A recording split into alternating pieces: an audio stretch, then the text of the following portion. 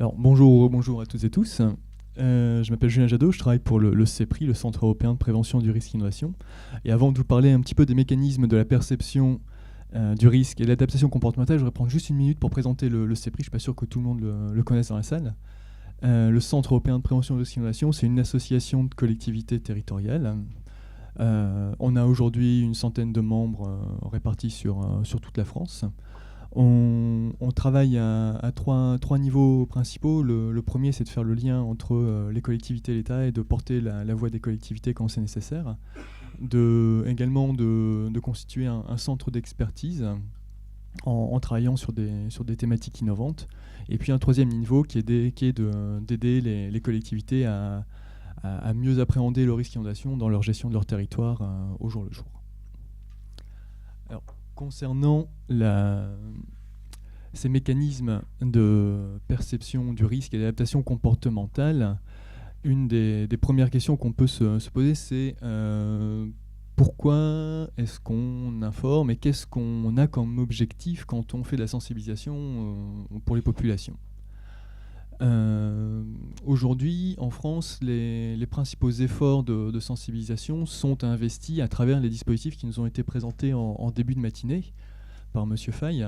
Les principaux étant les réunions publiques, les documents d'information communale sur les risques majeurs, les repères de crue ou l'information à acquéreur locataire. Et quand on regarde un petit peu les exposés des motifs, les objectifs des textes de loi qui ont amené à ces dispositifs, on se rend compte que l'objectif principal, c'est d'obtenir un comportement adapté du citoyen face au risque inondation. Et depuis la loi de 2004, ça n'est plus... voilà. Ça n'est plus seulement le citoyen par rapport à lui-même, mais c'est aussi le citoyen qui doit être, par son comportement, aussi acteur de la sécurité civile dans son ensemble. Donc il y a deux niveaux d'action et de comportement adapté à trouver. C'est principalement pour éviter des situations qui peuvent générer du danger, du surdommage, des coûts supplémentaires. Et puis les autorités mettent en place des plans d'action pour gérer les événements, les crises, ou même amoindrir le risque en dehors des périodes de crise. Et on se doute bien qu'une population qui a un comportement adapté va faciliter la mise en œuvre de ces politiques publiques.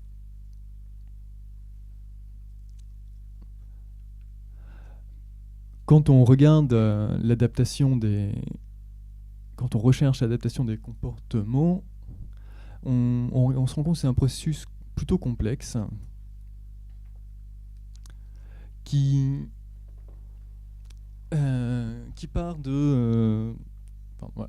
se base sur deux éléments. Le premier élément, la perception du risque. Le deuxième élément, c'est l'implication individuelle. On va voir qu'en fait, ces deux éléments sont interconnectés. En fait, quand on se rend compte qu'on veut modifier ou adapter le comportement des gens face aux risques d'inondation, c'est les mêmes processus que quand on demande à quelqu'un, quand quelqu'un veut arrêter de fumer. On se base sur de la volonté et de la psychologie. Pour les travaux qu'on a menés sur ces sujets, on s'est d'ailleurs entouré de psychosociologues de l'environnement qui nous ont aidés à élaborer tous nos travaux. Quand on recherche l'adaptation du comportement, la perception du risque qui est la base, on a plusieurs niveaux. Il y a l'absence de connaissance. La personne n'a pas connaissance simplement du fait qu'elle est située dans une zone à risque, dans une zone inondable, pour ce qui nous concerne. Le deuxième niveau, c'est la personne prend connaissance de sa situation, de son exposition, mais n'y voit pas forcément de problème. À partir du moment où la personne va percevoir suffisamment la menace et va prendre conscience d'un problème à sa situation, on arrive au niveau qu'on appelle la conscience du risque. Et puis quand ce niveau de conscience s'accompagne de la perception très fine des conséquences qu'aurait un événement pour la personne, sur sa vie, sur ses biens, on considère qu'on arrive au niveau d'acceptation du risque. Les niveaux d'implication individuelle, tant qu'on est dans les stades les plus bas, de l'absence de connaissance jusqu'à la base de la conscience, on est dans ce que les psychologues appellent la précontemplation. Je vous disais, la précontemplation, on est dans une situation, mais on n'en voit pas de problème particulièrement.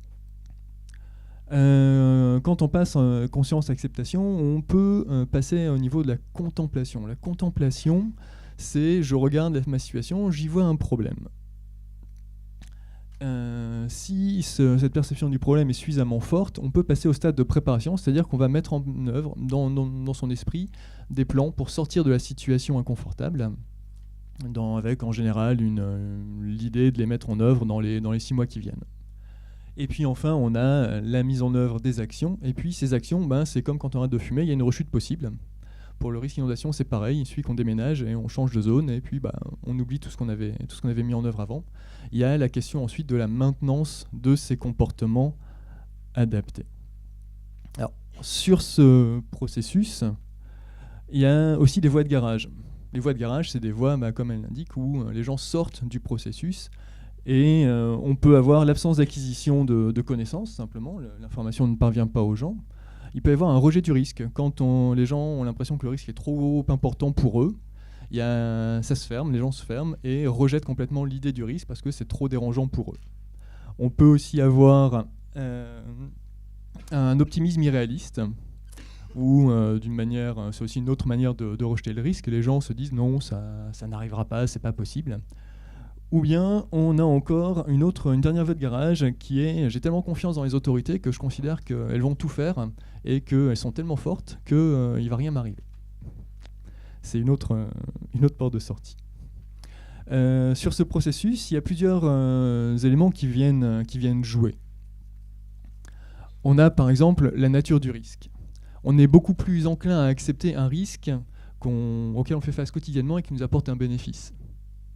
On prend presque tous les jours, tout un chacun, notre voiture pour nous déplacer. Pourtant, il y a un risque d'accident ou un risque de mortalité plutôt important. Et c'est un risque qu'on accepte très très bien. L'inondation, les risques technologiques sont des risques qu'on accepte un petit peu moins bien. Il y a l'âge.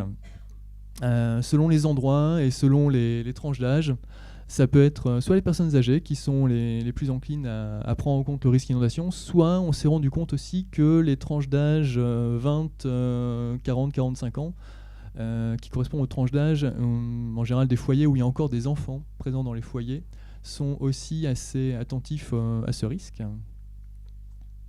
On a également le cadre de vie. Les personnes qui vivent dans un cadre de vie très urbain, en général, sont moins attentives aux questions du risque que les gens qui habitent en milieu plutôt rural.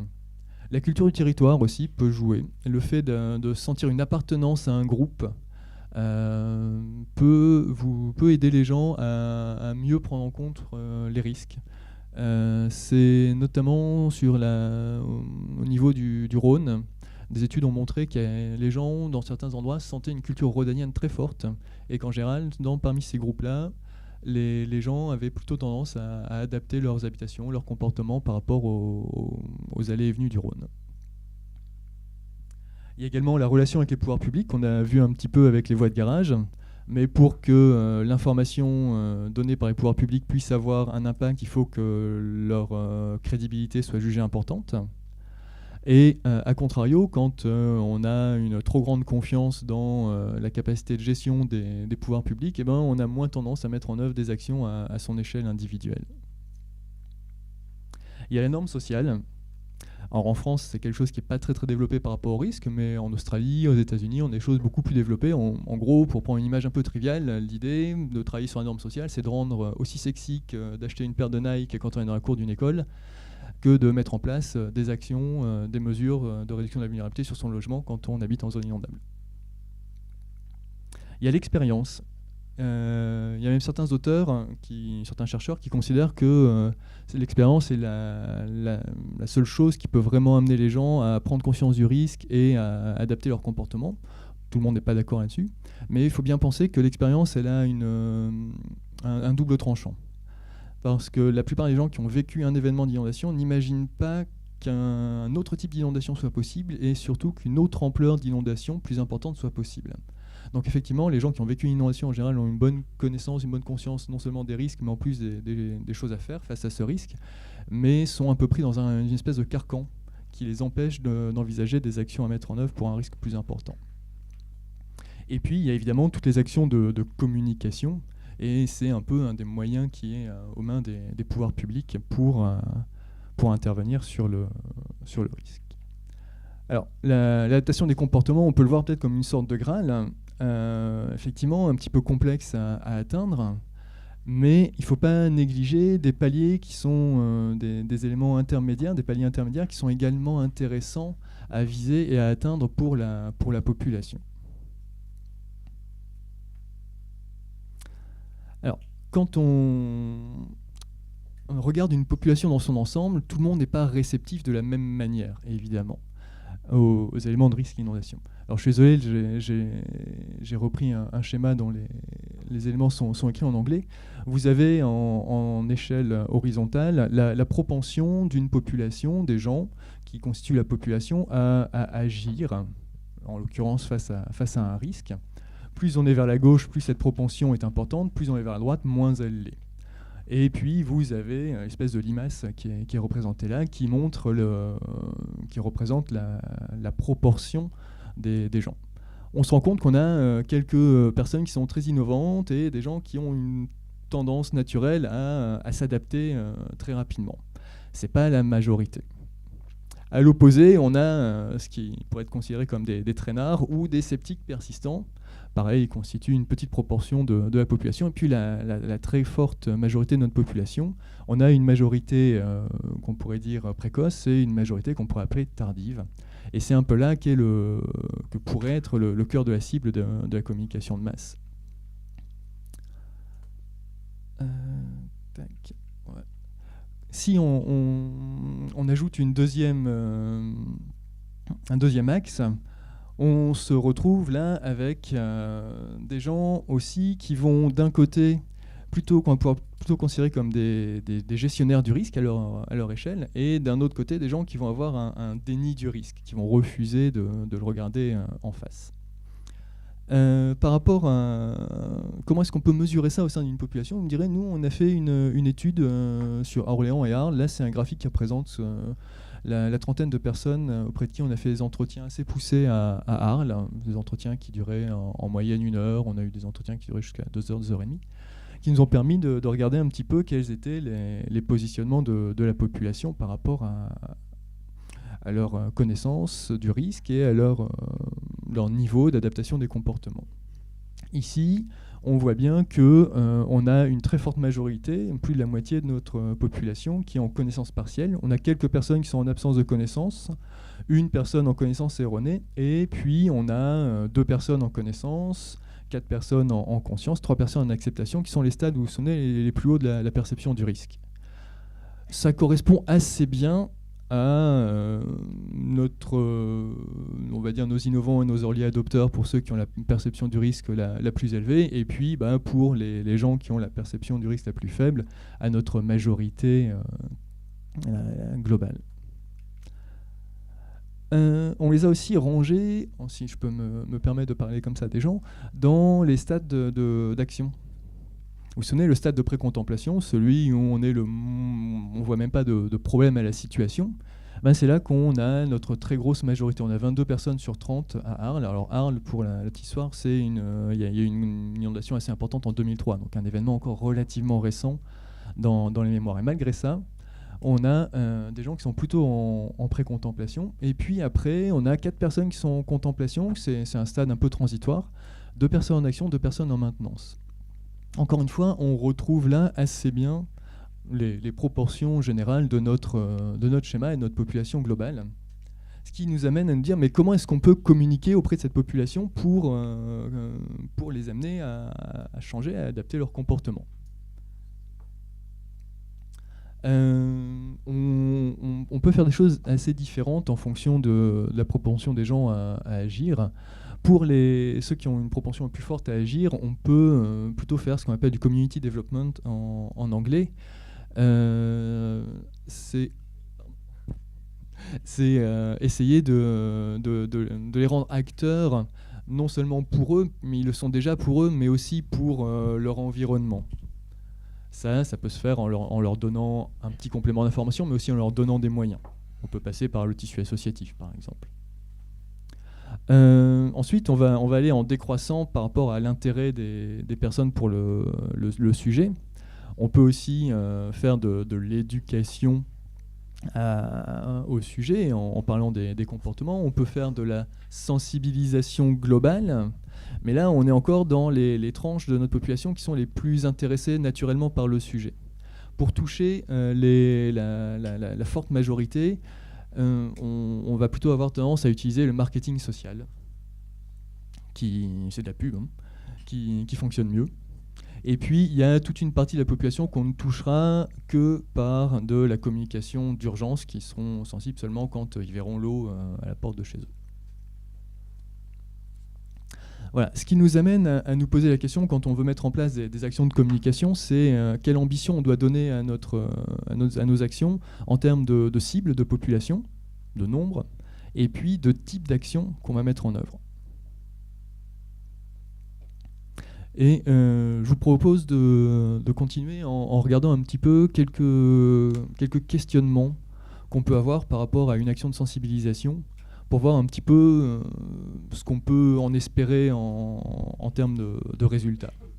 On a regardé, nous, des facteurs de réussite de plusieurs démarches de sensibilisation ou d'adaptation des comportements de population, soit face au risque, soit face au risque d'inondation, risque naturel ou même changement climatique. Et on a tiré un certain nombre de facteurs qu'on peut interroger. Il y a des facteurs qui concernent la présentation globale du dispositif. Pardon, j'avance et j'oublie de...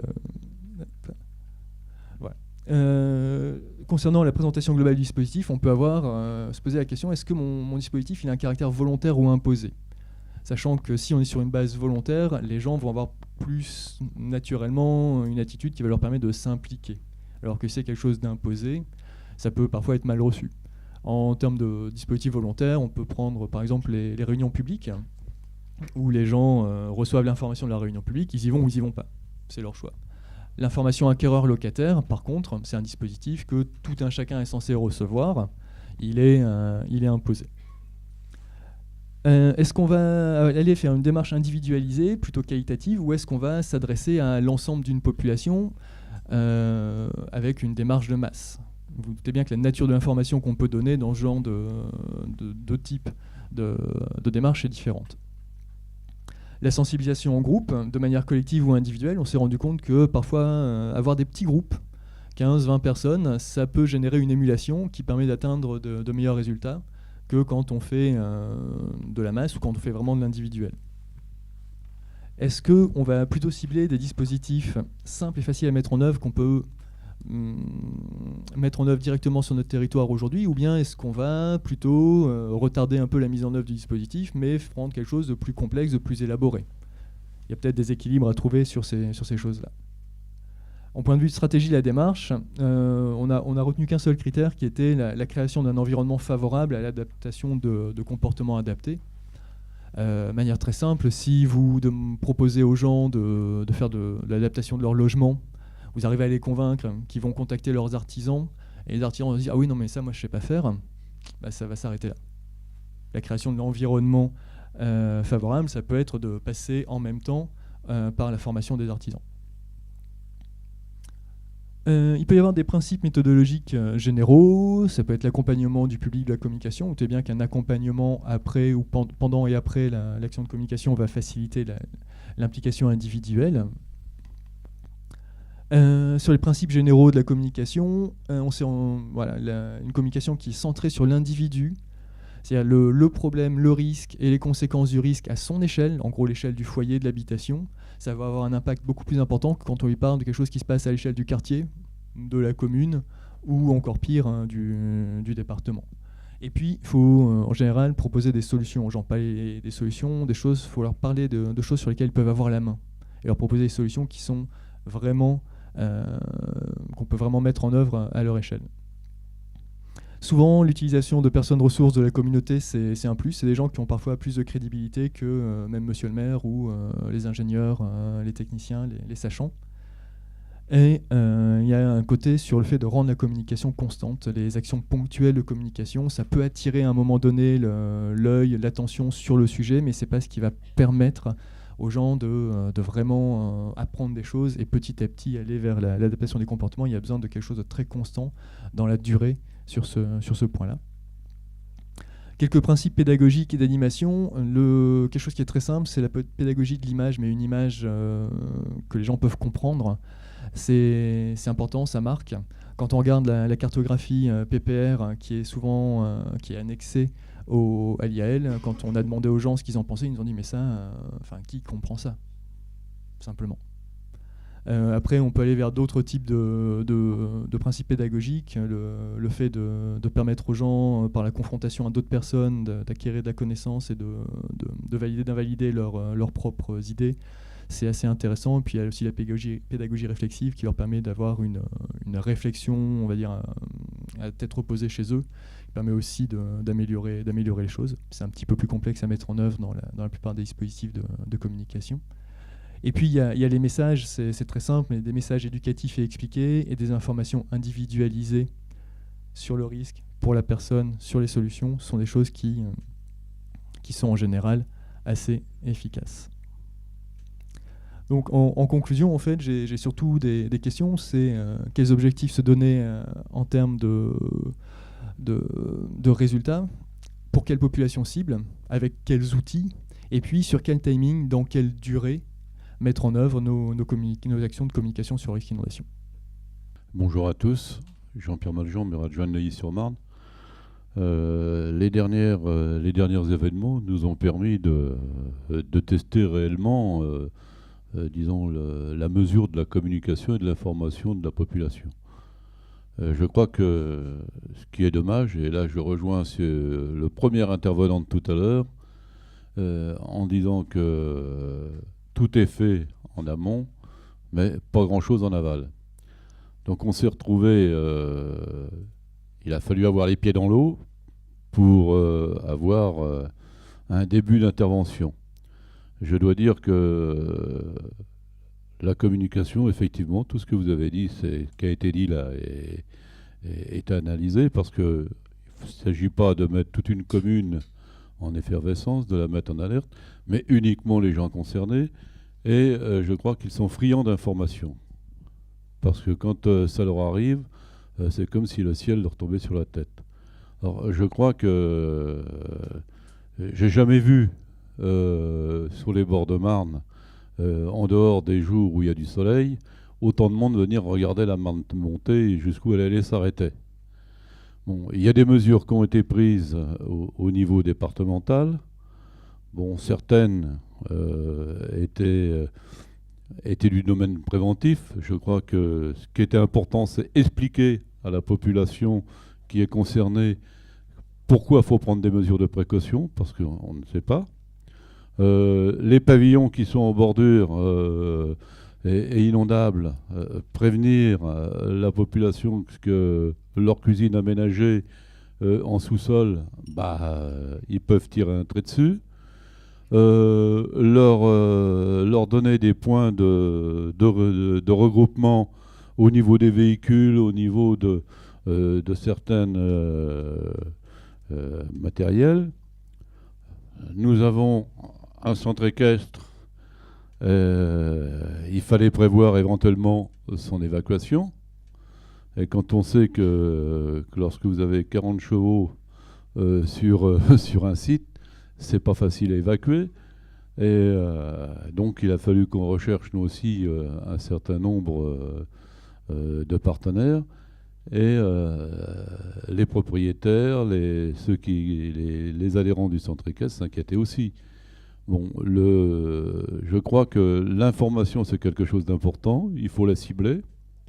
Il ne s'agit pas d'affoler les gens, parce que si on les affole, bon, d'une part, on a un mauvais retour, mais surtout, ce qu'il faut retenir de ces expériences, heureusement qu'il y a eu Sequana un peu avant, qui nous a permis d'avoir certaines pistes, et bien de mettre en place, disons, ce plan communal de sauvegarde, et puis tenir compte des risques, parce qu'autrement, on risque des catastrophes, parce que, comme je le disais tout à l'heure, tant qu'on n'a pas les pieds dans l'eau, il n'y a pas de risque. J'ai une question qui concerne le passage d'une situation normale à une situation de crise, et une situation critique à une situation de crise. Et à chaque fois, à chaque stade de ces situations-là, ça renvoie à des acteurs différents, nombreux, et pour rejoindre les propos de Patrick Pigeon, ça ne va pas dans le sens de la lisibilité et de la clarté de l'information qu'on donne aux citoyens. Donc c'est vrai que qui décrète du passage d'une situation critique à une situation de crise, avec j'imagine le relais de l'État qui se fait, y compris sur la partie sensibilisation et communication, force est de constater que dans le domaine de la prévention des inondations et de la gestion des crises, je vais faire vite, il y a une multiplicité d'acteurs de l'eau et ça ne participe pas du coup à l'efficacité de l'information. En fait, en complément juste derrière ça, c'est aussi qu'est-ce qu'on attend du citoyen. Enfin, l'adaptation des comportements, qu'est-ce que ça veut dire un comportement adapté? Qui définit qu'est-ce qui est adapté ou pas adapté? Enfin, c'est très complexe, quoi. Chacun est acteur, d'ailleurs comme on l'a dit, non pas de sa sécurité, mais de la sécurité collective. Il y avait une image intéressante, là, enfin, je voyais un peu de mon écran, la maison qui met liberté. Moi je veux bien, mais la condition c'est que la personne, elle s'assure elle-même. Le problème, c'est que les gens, ils prennent le risque. Enfin, ils prennent le risque. La partie positive du risque, c'est d'être au bord de la mer.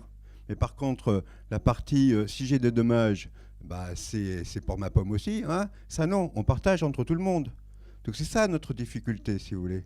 Enfin, il y aurait beaucoup de choses à dire sur la faute sur mer, hein, parce que, bon, et d'ailleurs, si on lit le rapport, on voit que les choses, enfin, le jugement, on voit qu'il y a beaucoup de choses qui sont dites à ce niveau-là. Les gens savaient. Il faut savoir que les gens de la faute sur mer, ils ont manifesté 2 ans auparavant parce que le préfet voulait fermer le camping, parce qu'il était en zone inondable. Donc on ne peut pas dire que les gens n'étaient pas au courant d'une certaine façon. Voilà. En plus, le PPR, il ne s'appliquait pas, parce que le maire a attaqué le PPR, donc il ne pouvait pas s'appliquer. Voilà. Donc je crois que... Et puis, sur le paquet de cigarettes, il est marqué « fumez tu » quand même. Hein. Donc les gens, ils ont bien l'information quand même. Sauf que le jour où ils sont malades, c'est nous tous qui payons les frais de soins. Ce n'est pas la personne elle-même. Donc ça c'est facile de gérer le risque de cette façon-là. Je prends tout le côté positif, je suis au bord de la mer, je suis au bord de l'eau. Il y a des aménités, comme on dit, des plaisirs d'être au bord de l'eau. Mais il y a aussi des inconvénients. Sauf que là, l'inconvénient, maintenant, je ne le prends pas, je le partage entre tout le monde. Ça me coûte en gros 12 à 15 euros par an pour pouvoir être assuré. Oui, là, je ne prends pas beaucoup le risque. Voilà. Donc c'est cette difficulté-là. Et quand on compare au niveau mondial, c'est que cette approche-là, elle est unique à la France. Il n'y a pas d'autres pays au monde où le dommage est pris en compte par tout le monde, y compris garanti par l'État. Ce qui ne veut pas dire grand-chose garanti par l'État, parce que 50 milliards de dommages en région parisienne, s'il y avait une grande inondation, le système assurantiel, il couvre, mais pas à ce niveau-là. Et l'État français, à ma connaissance, il n'a pas 50 milliards en caisse aujourd'hui pour agir à ce niveau-là. Donc à la rigueur, on trouvera l'argent peut-être en France, mais pas dans les caisses de l'État, dans nos caisses à nous. Voilà. Mais je crois que l'aspect qui est un peu difficile dans notre culture du risque, c'est que justement, on partage les conséquences et on profite uniquement des avantages à titre particulier. C'est cette difficulté-là, à mon avis, qu'il y a à gérer dans toute cette approche du risque par rapport aux inondations. Sur d'autres risques, il y a d'autres aspects. Les risques technologiques, c'est un peu différent. Voilà. Mais sur les risques naturels, et l'autre aspect, c'est que la catastrophe, comme on dit, elle n'est pas naturelle. Donc, même ça, de dire qu'on est toujours dans cette logique-là, et l'État est là en tant que protecteur, hein, ce qu'on n'a pas trop dit, mais l'État joue un rôle protecteur ici, qui, alors je ne sais pas en Autriche, mais en France, bon, dans un État très centralisé, peut-être de moins en moins fort, d'ailleurs d'une certaine façon, c'est aussi une façon de s'afficher et de s'affirmer. Hein. Tout le côté compassionnel aussi, il y aurait beaucoup de choses à dire par rapport à ça.